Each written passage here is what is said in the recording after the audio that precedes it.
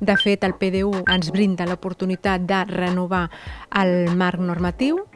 El PGM, que tots coneixem, ha estat un pla de referència que ens ha permès construir la metròpoli que tenim, però presenta signes de desgast per tots els canvis que hi ha hagut a nivell de medi ambient, a nivell de creixement econòmic, demogràfic, etc. Per tant, convé una revisió d'aquest model.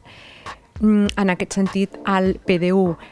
ha de ser un pla amb una visió de conjunt que ens permeti actualitzar el model i que se situï en una escala intermèdia entre el planejament territorial, l'escala territorial a la que s'ha d'adequar, i el planejament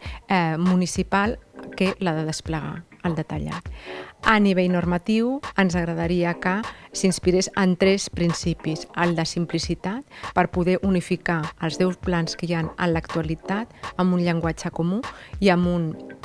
unes definicions que ens permetin comprendre i interpretar d'una manera més fàcil la normativa,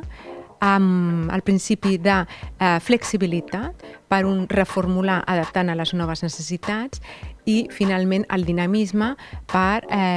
incloure la component, la variable de l'actualització en el temps, en el planejament, aprofitant les bondats i els avantatges de les noves tecnologies. A més, el repte del possibilisme per tal d'estirar al màxim aquest PDU perquè ens resolgui el màxim nombre de reptes i de problemàtiques urbanístiques que se'ns presenten en l'actualitat.